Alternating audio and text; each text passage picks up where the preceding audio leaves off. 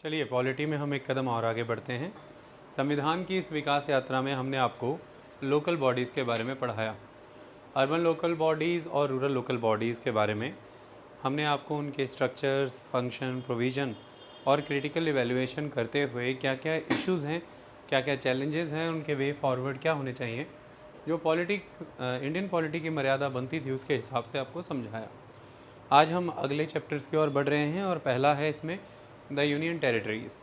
हम union territories और special areas के चैप्टर का ये चंक ख़त्म करके कॉन्स्टिट्यूशनल बॉडीज़ की तरफ बढ़ेंगे और सब्जेक्ट की फिनिशिंग मोड की तरफ भी बढ़ जाएंगे। समझिए कि पॉलिटी के सब्जेक्ट का जल्दी ही अंत होने वाला है, समापन होने वाला है। देखिए, जब हम द यूनियन टेरिटरीज़ के बारे में पढ़ते हैं तो क्या हैं सही मायने में यूनियन टेरिटरीज़। देखिए, आपने सुना होगा चंडीगढ़ का नाम, आपने बहुत बार दिल्ली भी देखा सुना, अंडमान निकोबार, लक्षद्वीप, ये सारे नाम आप सुनते रहते हैं, पुडुचेरी, ये सभी की सभी यूनियन टेरिटरीज़ हैं, यानी कि केंद्र शासित प्रदेश हैं। इसके अलावा पंजाब में रहते हैं।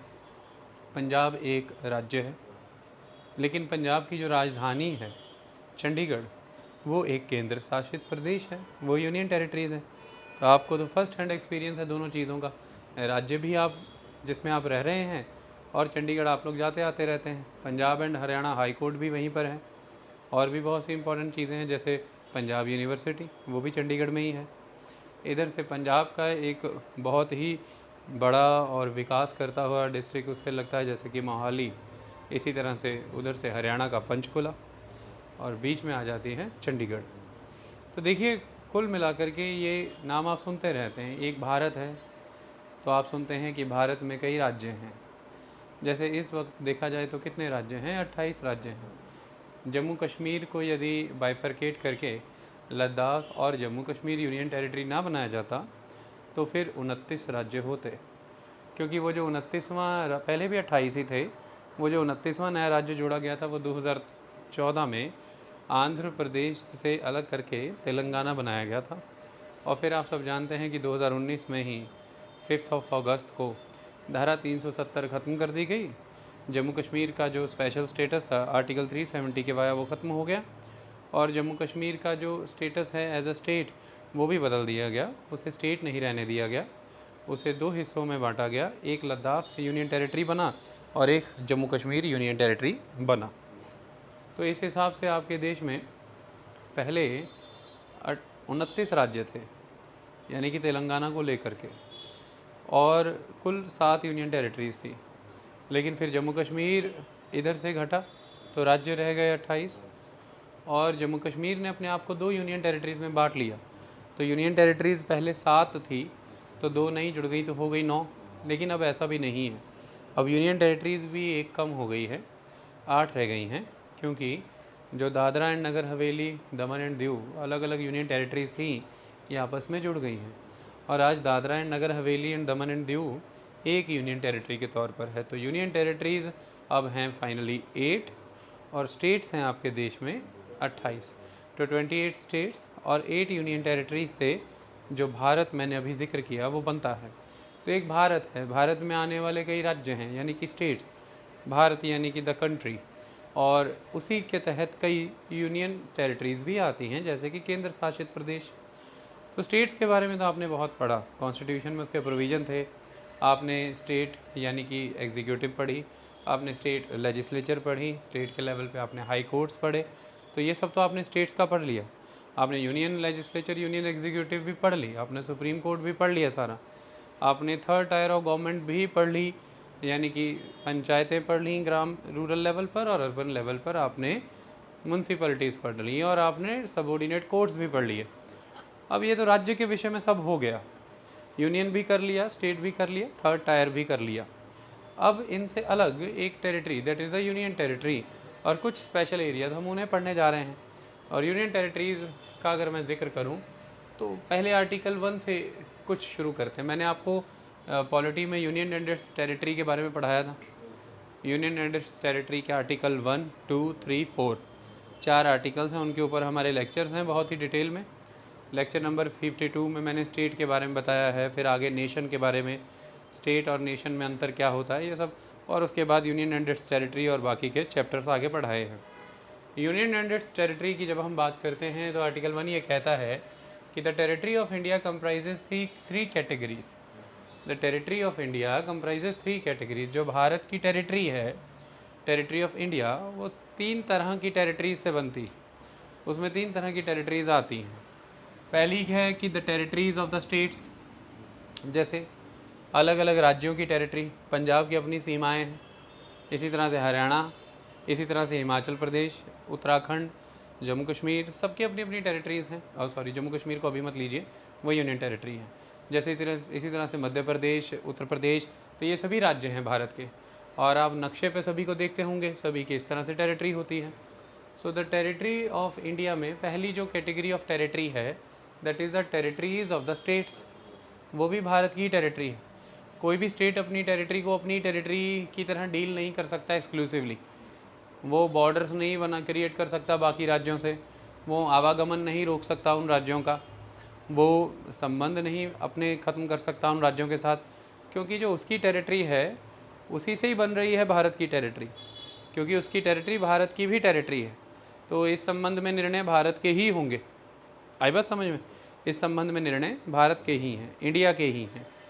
तो इंडिया की जो टेरिटरी है, पहले तो वो टेरिटरीज़ ऑफ द स्टेट्स भी है, और दूसरा जो इंडिया की टेरिटरी है यूनियन टेरिटरीज़, वो भी इंडिया की टेरिटरी है। यूनियन टेरिटरीज़ जैसे कि अब वो स्टेट्स तो नहीं है, लेकिन जैसे चंडीगढ़ है, जम्मू कश्मीर है, लद्दाख है, उसके बाद पुडुचेरी है, लक्षद्वीप है, पुडुचेरी है, अंडमान निकोबार है, इधर लक्षद्वीप है, दादरा नगर हवेली, दमन एंड दीव, चंडीगढ़, दिल्ली, ये सारी जो टेरिटरीज़, इनकी जो अपनी सीमाएँ हैं, टेरिटरीज़ हैं, यूनियन की जो टेरिटरीज़ हैं, यूनियन टेरिटरीज़, वो भी टेरिटरी ऑफ इंडिया में ही आती हैं। और तीसरा है द टेरिटरीज दैट में B acquired at any point of time. जो भी टेरिटरीज इंडिया एक्वायर करेगा किसी भी समय में, वो भी टेरिटरी इंडिया की टेरिटरी होगी। तो इस तरह से 3 तरह की टेरिटरीज आर्टिकल 1 बताता है कि इंडिया की टेरिटरी है। पहली, स्टेट्स की टेरिटरी भी इंडिया की टेरिटरी है, यूनियन टेरिटरीज भी इंडिया की टेरिटरी हैं, और जो टेरिटरीज इंडिया एक्वायर करेगा। तो अभी तक देखा जाए तो भारत में कुल, मैंने आपको भी बताया कि 28 राज्य की टेरिटरीज, और दूसरी तरफ 8 केंद्र शासित प्रदेश यूनियन टेरिटरीज़ की टेरिटरी, और कोई भी एक्वायर्ड टेरिटरी नहीं है, ज़ीरो एक्वायर्ड टेरिटरीज। ओके, तो इस तरह से आज की डेट में इंडिया खड़ा है। कुछ शब्द यहाँ पर, कुछ बातें जिन्हें समझना यहाँ पर ज़रूरी है। क्या कहा जाता है, देखिए, the states are the members of the federal system in India. जब जिक्र स्टेट्स का आ जाता है तब कंसेप्ट दिमाग में फेडरल सिस्टम का आता है। फेडरल सिस्टम क्या होता है सही मायने में? संघीय ढांचा क्या है? संघवाद किसकी बात करता है? फेडरल सिस्टम ये कहता है कि भाई, जैसे भारत की बात करें तो एक कंट्री है, दैट इज़ इंडिया, उसे मैनेज करने के लिए एक गवर्नमेंट होगी, that is the central government, the Indian government. और इंडिया के कॉन्टेक्स्ट में एक और वर्ड यूज़ होता है कि India is a union of the states. सभी राज्यों को मिला करके एक भारत बन रहा है, तो यूनियन ऑफ द स्टेट्स है। तो कुल मिलाकर के उसे यूनियन गवर्नमेंट भी कह लेंगे आप। तो central government, union government, Indian government, वो इंडिया के अफेयर्स को मैनेज करती है। तो उस इंडियन गवर्नमेंट के, उस सेंट्रल गवर्नमेंट के, यूनियन गवर्नमेंट के अपने कामकाज के कुछ अधिकार होंगे, उसकी एग्जिस्टेंस कहीं से अश्योर हो रही होगी, दैट इज़ द कॉन्स्टिट्यूशन। तो उसी के लिए हमने आपको यूनियन लेजिस्लेचर पढ़ाया सारा, दैट इज़ द पार्लियामेंट। हमने यूनियन एग्जीक्यूटिव सारा आपको पढ़ाया, council of minister, chief ministers, other ministers, president, attorney general of India, ये सारा मैंने आपको पढ़ाया। लेकिन इसके साथ साथ जितने भी राज्य हैं, उन राज्यों को भी मैनेज करने के लिए उनकी भी अपनी लेजिस्लेचर्स होती हैं। जैसे मैंने आपको बताया विधानसभाएं, जैसे मैंने आपको बताया state council of minister, state chief minister, state ministers, state के governor, state advocate general of the states, ये सब हमने देखा। तो एक तरह से संघवाद ये कहता है कि लेजिस्लेटिव स्फेयर में, एडमिनिस्ट्रेटिव स्फेयर में, एग्जीक्यूटिव स्फेयर में केंद्र और राज्य दोनों अपने अपने अस्तित्व के साथ एग्जिस्ट करते हैं, दोनों के पास अपनी अपनी शक्तियां हैं और दोनों ऑटोनॉमस हैं। ऐसा नहीं है कि राज्य जो हैं वो केंद्र ने डेवलप किए हैं, कार्व आउट किए हैं, बनाए हैं just for the administrative feasibility of the centre, ऐसा नहीं है। जैसे तो उदाहरण के तौर पे देखिए, एक तरफ एक राज्य है पंजाब, पंजाब राज्य के पंजाब के मुख्यमंत्री हैं, ठीक है जी, और वो मुख्यमंत्री की अपनी एक काउंसिल ऑफ मिनिस्टर भी है, मंत्री परिषद। वो मुख्यमंत्री अपनी मंत्री परिषद के साथ मिलकर के पंजाब राज्य के विषय में निर्णय लेते हैं, और काफ़ी हद तक आपको ये नज़र भी आता होगा कि पंजाब राज्य अपने आप में ही ऑटोनॉमस है, स्वायत्त है। काफ़ी हद तक उसे केंद्र के सरकार के हस्तक्षेप से एक स्वतंत्रता मिली हुई है पंजाब को। तो ऐसे में अब दूसरी तरफ कंपेयर करिए चंडीगढ़, चंडीगढ़ यूनियन टेरिटरी है। चंडीगढ़ पूरी तरह से चलेगा किसके दिशा निर्देशों से? केंद्र सरकार के। वहाँ पर पंजाब के चीफ मिनिस्टर का दिशा निर्देश नहीं चलेगा, वहाँ पर देश में जो सरकार है सेंटर में यानी कि यूनियन में, उसका दिशा निर्देश चलेगा by the way of president, क्योंकि प्रेसिडेंट को सेंट्रल काउंसिल ऑफ मिनिस्टर की एडवाइस पे चलना है। यानी कि जो सेंट्रल गवर्नमेंट जो है या यूनियन गवर्नमेंट जो है, जो केंद्र में बैठी मंत्री परिषद है, उसकी एडवाइस से राष्ट्रपति काम करेंगे, और यूनियन टेरिटरी के एडमिनिस्ट्रेशन की जिम्मेदारी राष्ट्रपति पे है। तो एक तरह से फिर यूनियन टेरिटरी को चलाने का काम तो केंद्र सरकार ही कर रही है। लेकिन दूसरी तरफ देखिए, राज्यों को केंद्र सरकार नहीं चला रही, राज्यों को राज्य की सरकार चला रही है। सही बात आई? तो लेकिन देखा जाए तो एक तरफ यूनियन टेरिटरी है और एक तरफ स्टेट है। तो कंट्री लेवल पर अफेयर्स मैनेज करने के लिए एक एडमिनिस्ट्रेटिव बॉडी, एक पॉलिटिकल यूनिट कार्व आउट हुआ, वो यूनियन टेरिटरी। दूसरी तरफ कंट्री लेवल पर अफेयर्स मैनेज हों, उसके लिए एक एडमिनिस्ट्रेटिव बॉडी और पॉलिटिकल यूनिट कार्व आउट हुआ, दैट इज़ द स्टेट।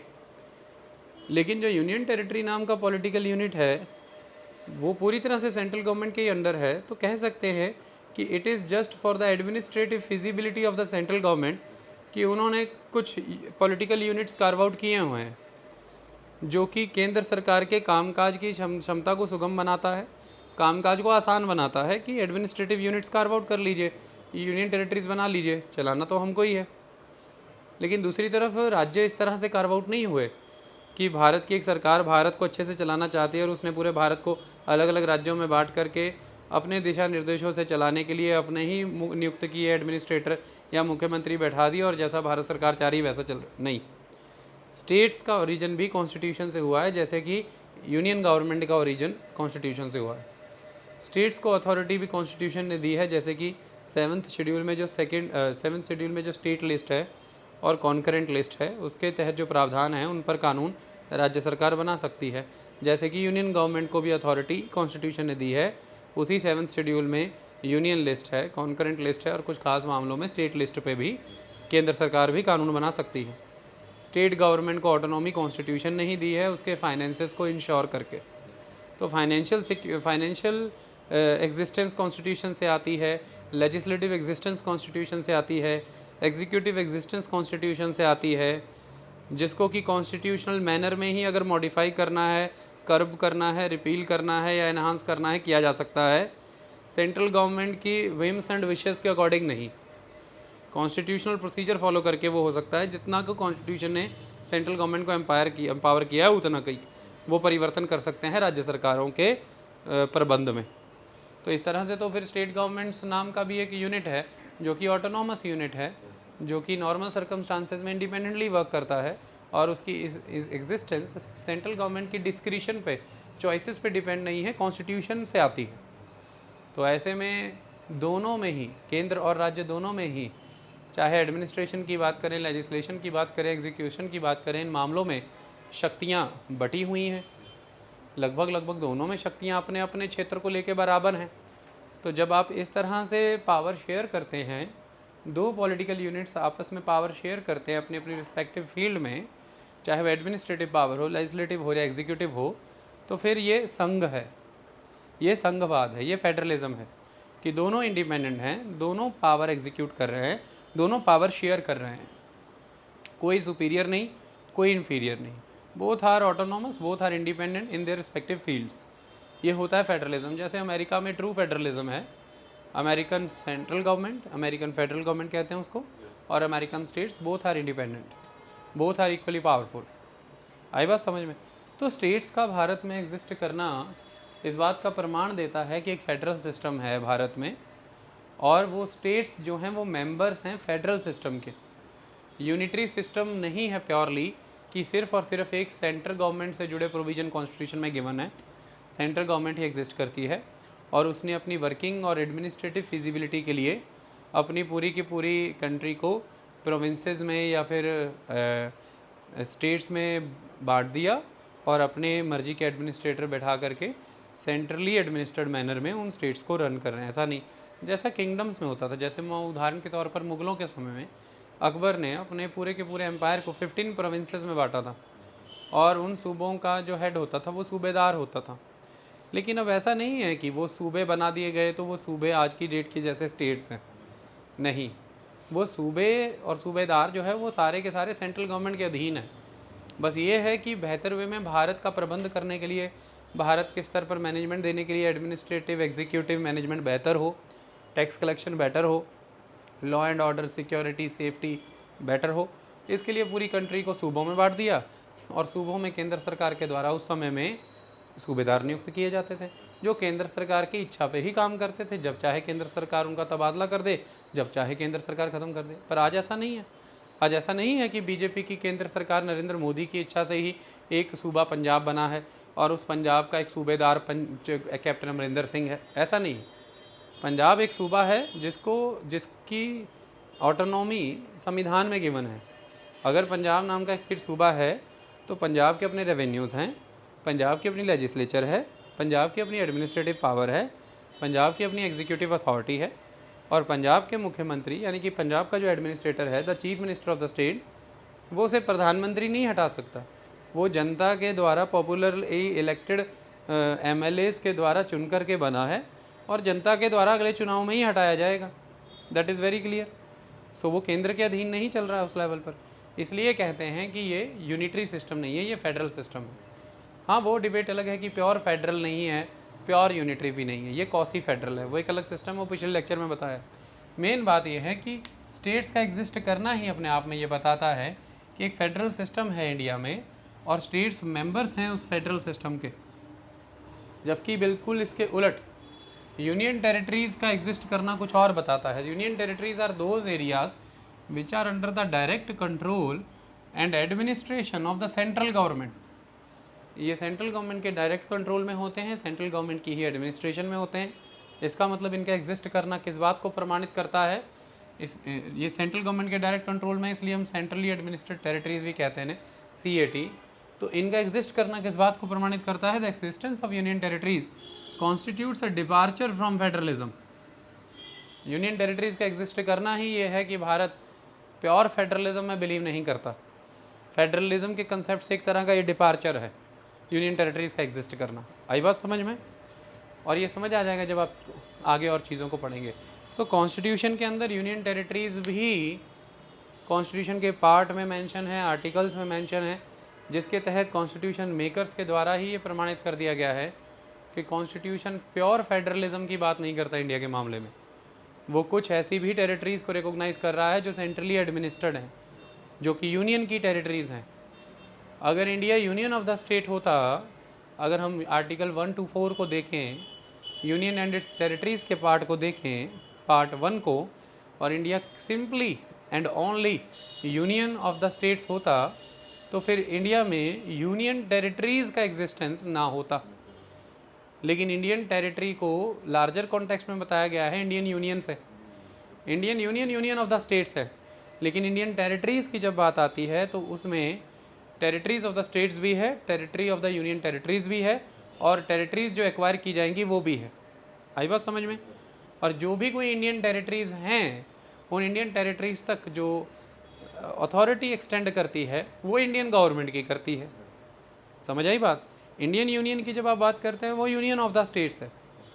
तो यहाँ पर एक कंसेप्ट को प्रमोट किया गया, that is the federalism. Indian union की जब आप बात करते हैं तो India is a union of the states. तो यहाँ पर ही जिक्र स्टेट्स का आ गया।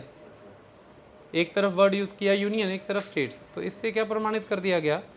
अपने आप ही प्रमाणित हो रहा है कि इंडिया में फेडरलिज्म होगा। जहाँ यूनियन होगी वहाँ स्टेट्स भी होंगे, क्योंकि वो यूनियन ऑफ द स्टेट्स ही होगा। ये तो हो गया कि किस तरह का पॉलिटिकल सिस्टम फॉलो होगा, किस तरह का संबंध केंद्र और राज्य में होगा, ये यहाँ से इस आर्टिकल से प्रमाणित हो गया। इस वाक्य से प्रमाणित हो गया कि वो संबंध संघवाद का संबंध होगा। लेकिन दूसरी तरफ जब ये देखा जाए कि जब ज़रूरत पड़ जाए कि किस चीज़ पे फोकस, किस चीज़ को फेवर करना है एक्सट्रीम सिचुएशंस में जा करके, और अगर झुकाव की बात करें तो भारतीय सिस्टम का झुकाव किस तरफ होगा, इंडियन पॉलिटिकल सिस्टम का, तो झुकाव फिर बहुत सारे अदर आर्टिकल्स के वाया दिखता है कि वो इस बात पर होगा कि unity and integrity of the nation break नहीं होनी चाहिए। और unity and integrity of the nation break ना हो, इसके लिए इंडियन गवर्नमेंट को, यूनियन गवर्नमेंट को, सेंट्रल गवर्नमेंट को एक शक्तिशाली ओहदा प्रदान किया गया है, जो इस बात से प्रदान है कि जब फिर टेरिटरी ऑफ इंडिया की बात होगी तो फिर इंडियन टेरिटरी में 3 तरह की टेरिटरीज़ हैं।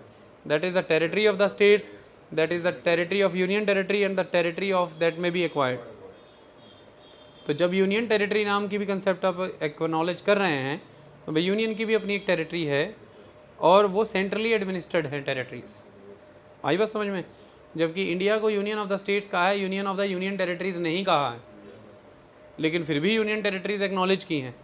यूनियन टेरिटरीज का एग्जिस्टेंस मात्र ही इस बात का बीजारोपण करता है कि कहीं कुछ कंसेप्ट यूनियन की तरफ झुकाव का भी है, कि एक यूनियन है और यूनियन की खुद की भी टेरिटरी होगी जिसे वो खुद से ही एडमिनिस्टर करेंगे, जबकि अदरवाइज टेरिटरीज जो हैं वो स्टेट्स एग्जिस्ट कर रहे हैं।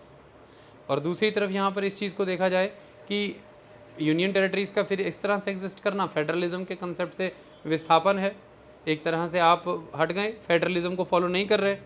तो यूनियन टेरिटरीज़ एक तरह के एक बीजारोपण की तरह है, जिससे ये प्रमाणित होता है कि existence of union territories constitutes a departure from the federalism. यहाँ पर आपको कुछ एक डिबेट समझाना चाहता हूँ, एक कंसेप्ट समझाना चाहता हूँ। देखिए, एक लेख लगा था, एक लेख छपा था जब जम्मू कश्मीर को बनाया गया यूनियन टेरिटरी के तौर पर।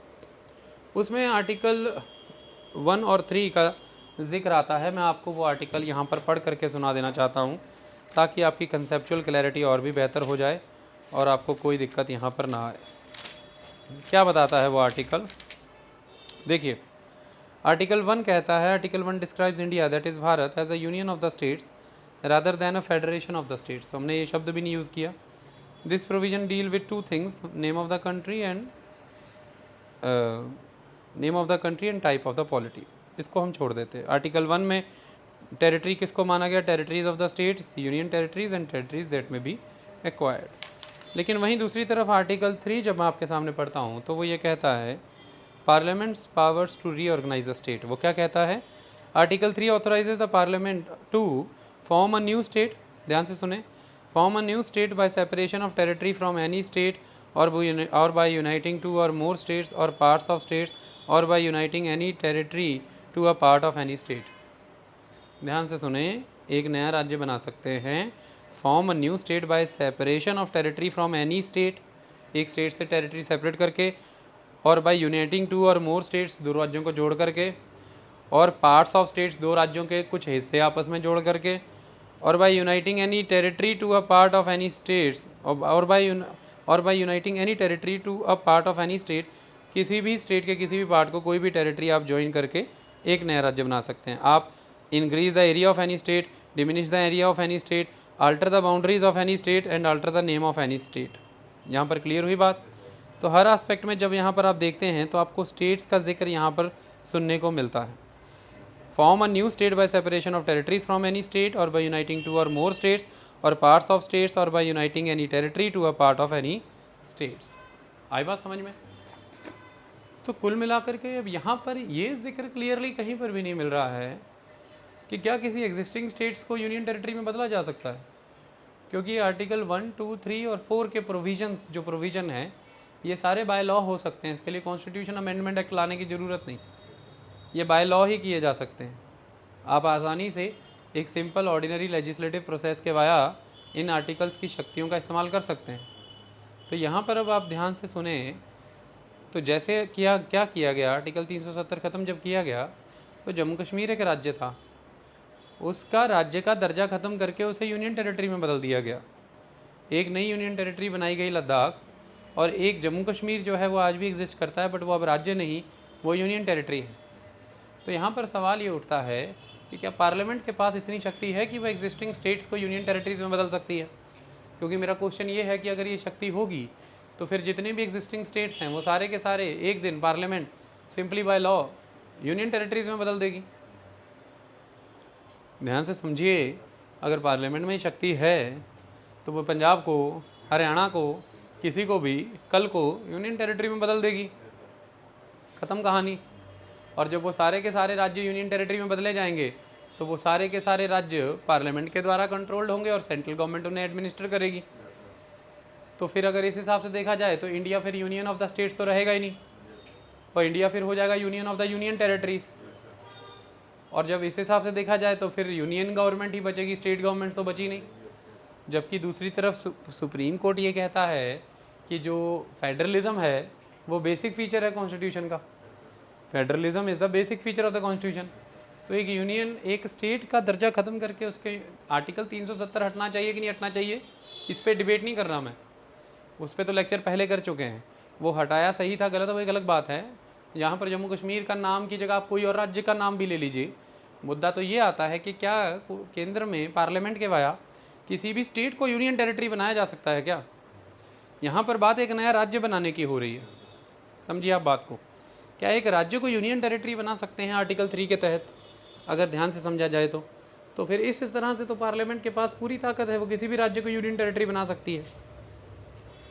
अब यहाँ पर दूसरी बात यह है कि जब भी आप किसी का नाम, बाउंड्री, एरिया बदल रहे हैं, इस आर्टिकल के तहत वो शक्तियाँ भी हैं, उसकी नाम, बाउंड्री, एरिया बदल दीजिए, एरिया घटा बढ़ा दीजिए, बाउंड्री अल्टर कर दीजिए, पहले किसी दिशा में बाउंड्री थी अब दूसरी दिशा में कर दीजिए, नाम बदल दीजिए और नया स्टेट बना दीजिए। यही 4 प्रोविज़न है ना आर्टिकल 3 में।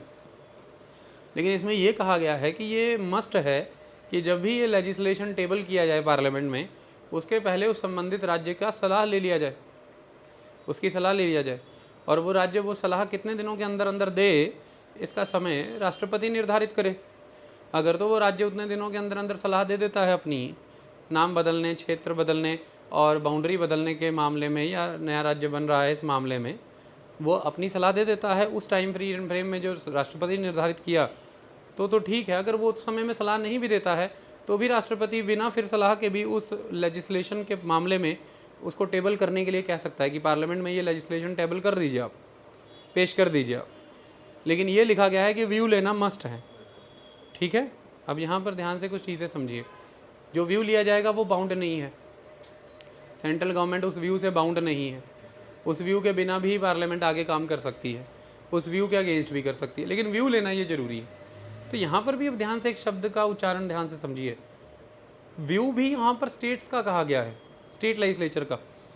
तो जब यहाँ पर व्यू स्टेट लेजिस्लेचर का कहा गया है तो स्टेट एग्जिस्ट करता होगा तो ही उसका व्यू ले सकते हैं आप। जब स्टेट एग्जिस्ट कर रहा है तो ही उसका व्यू ले सकते हैं ना आप, ध्यान से समझिए। तो इस मायने में भी उस स्टेट को रिकॉग्नाइज़ किया गया है, इस मायने में भी उस स्टेट को रिकॉग्नाइज़ किया गया है। क्योंकि ध्यान से देखिए, एक राज्य से एक हिस्सा निकाल के नए राज्य बनाने का उदाहरण तो है, जैसे कि तेलंगाना आ गया आंध्र प्रदेश से, जैसे कि उत्तर प्रदेश से उत्तराखंड आ गया, जैसे बिहार से झारखंड आ गया, जैसे कि छत्तीसगढ़ आ गया मध्य प्रदेश से।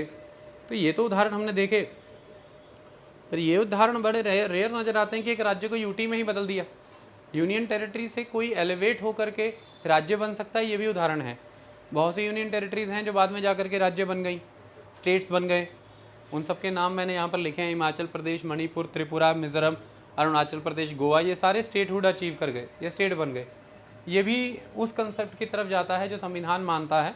संविधान कहता है कि फेडरलिज्म बेसिक फीचर है, और संविधान में स्टेट लिस्ट के वाया ये प्रमाणित ही है कि भाई एक फेडरल कंसेप्ट है। कोई यूनियन लिस्ट जैसे कोई यूनियन टेरिटरी की अलग से लिस्ट नहीं है, वो यूनियन लिस्ट है सिर्फ सेंट्रल गवर्नमेंट वाली। तो ये तो हुआ है, ये भी देखा है। एक राज्य से एक क्षेत्र निकाल के नया राज्य बना, ये भी देखा है।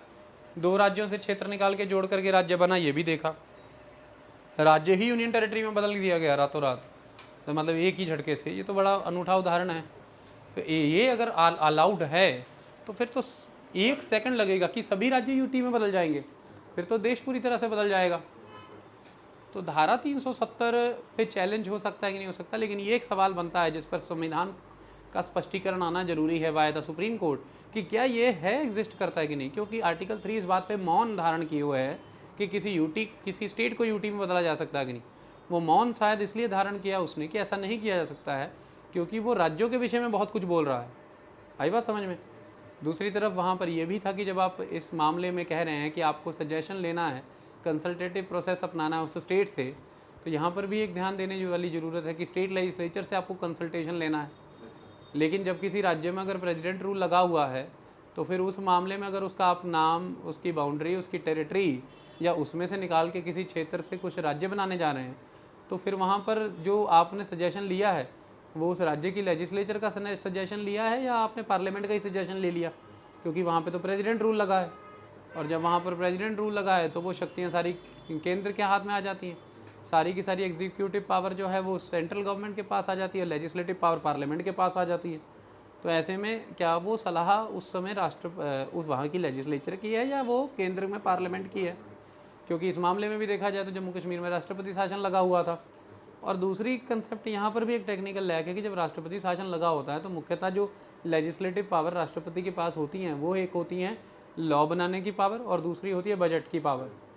अगर हम पार्लियामेंट की बात करें, राष्ट्रपति के तहत जो शक्तियाँ लेजिस्लेटिव पावर पार्लियामेंट को दे दी जाती हैं प्रेसिडेंट रूल के समय में, वो यही है कि आप कानून बना सकते हैं, लॉ बना सकते हैं उस स्टेट के विषय में और बजट बना सकते हैं। लेकिन यहाँ पर कहीं पर भी मेंशन नहीं है कि आप सजेशंस भी दे सकते हैं।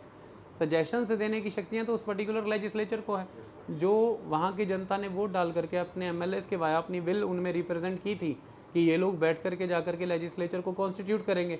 वो लोग जा करके आगे सजेशन दे सकते हैं कि भैया हमारे स्टेट के साथ क्या होना चाहिए। तो यहाँ पर भी एक समस्या का आस्पेक्ट है। तो कुल मिलाकर के यूनियन टेरिटरीज़ का बनते चले जाना, यूनियन टेरिटरीज़ का एग्जिस्टेंस इस बात को प्रमाणित करता है कि एक तरह से departure from the concept of federalism है। क्योंकि अगर आर्टिकल 1 पढ़ा जाए तो आर्टिकल 1 स्पष्टता यहाँ पर बड़े स्पष्ट रूप में यहाँ पर कह रहा है, बिल्कुल बड़े बड़े शब्दों में, कि article 1 describe India that is Bharat as a union of states rather than a federation of states. तो स्टेट्स को ज़्यादा महत्व दिया गया है as compare to union territory. Territory of India क्या होगी ये तो अलग कंसेप्ट है, वो तो बताया ही गया है कि वो टेरिटरी ऑफ द स्टेट्स होगी, टेरिटरीज ऑफ यूनियन टेरिटरी और टेरिटरीज दैट में बी एक्वायर्ड। बट इंडिया क्या होगा, भारत कैसा होगा, वो यूनियन ऑफ द स्टेट्स होगा। तो स्टेट्स की एग्जिस्टेंस आर्टिकल 1 पुख्ता करता है। तो किसी स्टेट को अगर अपन यूनियन टेरिटरी में बदल देंगे तो फिर धीरे धीरे आर्टिकल 1 तो यूजलेस हो जाएगा, क्योंकि यूनियन ऑफ द स्टेट्स तो तभी होगी जब स्टेट्स होंगी, यूनियन ऑफ द स्टेट्स तभी होंगी जब स्टेट होंगी। और अगर यूनियन को इतनी पावर है कि वो किसी भी स्टेट को यूटी में बदल सकता है, तो वो एक दिन ऐसी परिस्थिति भी पैदा कर देगा कि कोई स्टेट्स ही नहीं होंगी। तो फिर यूनियन ऑफ इंडिया क्या होगा, इंडियन यूनियन क्या होगी? What will be the Indian Union? It will be the union of the union territories. फिर that is not the Indian Union. That is not the Indian Union enshrined in the Constitution of India. इस concept को समझना यहाँ पर ज़रूरी है। इसलिए union territories को लेकर के बहुत से सवाल पॉलिटिकल स्फेयर्स में खड़े होते रहते हैं कि स्टेट्स का एग्जिस्टेंस एक तरह से प्रमाणित करता है कि फेडरल सिस्टम है, वहीं दूसरी तरफ यूनियन टेरिटरीज़ का एग्जिस्टेंस प्रमाणित करता है कि concentration of power in the central corridor है, सेंट्रलाइजेशन ऑफ द पावर है। आई बात समझ में? और it is the departure from the concept of the federalism, that is important thing. तो वही यहाँ पर लिखा है कि existence of union territories constitutes a departure from the federalism. इस लाइन से कभी कंफ्यूज नहीं होना, वो ये समझाना चाहते हैं, क्योंकि यूनियन टेरिटरीज सेंट्रल गवर्नमेंट द्वारा एडमिनिस्ट्रेड होती हैं, इन्हें सेंट्रल एडमिनिस्ट्रेड टेरिटरीज कहते हैं। इनकी खुद की कोई अपनी इंडिपेंडेंट एग्जिस्टेंस उस लेवल पर नहीं होती है। इनका अपनी जो वहाँ पर एडमिनिस्ट्रेशन है, जो अपना कामकाज है, वो एडमिनिस्ट्रेटिव विजिबिलिटी के लिए है। वहाँ की लोगों की विल को रिप्रेजेंट नहीं कर रही है वो एडमिनिस्ट्रेशन, क्योंकि वहाँ पर नियम कानून पार्लियामेंट के चल रहे हैं। और राष्ट्रपति को यूनियन टेरिटरीज़ के मामले में बहुत सी ऐसी शक्तियाँ प्राप्त हैं जिन विषयों पे पार्लियामेंट के बनाए हुए कानून भी वहाँ पर कट जाएंगे अगर राष्ट्रपति वहाँ पर पीस, गुड गवर्नेंस, इन सब मामलों में अपने रेगुलेशंस बना लेंगे, तो पार्लियामेंट के कानून भी कट जाएंगे। और ये सारे प्रावधान गवर्नमेंट ऑफ इंडिया एक्ट 1935, आज़ादी के पहले जो 1935 का कानून था, उसके तहत आए हैं। जो गवर्नर जनरल को शक्तियाँ तब मिली थी चीफ कमिश्नर्स प्रोविंसेस को लेकर के, वही शक्तियाँ भारतीय राष्ट्रपति को मिली हैं यूनियन टेरिटरीज़ को लेकर के, क्योंकि ये पिछले समय की चीफ कमिश्नर प्रोविंसेस ही हैं। आई बात समझ में? That is the concept. अब जब हम creation of the union territories की बात करते हैं तो यहाँ पर क्या निकल कर क्या आता है, इसको समझिए। देखिए, जब मैंने अभी बताया कि एग्जिस्टेंस ऑफ, तो मैं यहाँ पर क्लियर हो गया। अब आपको ये लाइन दोबारा समझने की जरूरत नहीं, तो नहीं कि government of India is unitary in the relationship with the union territories. Government of India is the federal in the relationship with the states, जब हम स्टेट्स की बात करेंगे तो गवर्नमेंट ऑफ इंडिया क्या है, फेडरल। लेकिन जब हम यूनियन टेरिटरीज की बात करेंगे तो गवर्नमेंट ऑफ इंडिया क्या है, unitary. So the government of India is unitary in the relationship with the union territories. और आपको पता लग गया कि मैंने यहाँ पे यूनिटरी क्यों कहा, क्योंकि legislative power, executive power, administrative power, सारी की सारी पावर सेंट्रल गवर्नमेंट के पास है, गवर्नमेंट ऑफ इंडिया के पास है। तो फिर उसका यूनियन टेरिटरीज के साथ रिलेशनशिप क्या हुआ, यूनिटरी, फेडरल नहीं हुआ। Union territories are not on equal footing with the government of India. They are completely controlled by the government of India in the sphere of execution, legislation, administration and everything else. So it is the one side relationship. It is the inclination of power in with one at one hand. So that is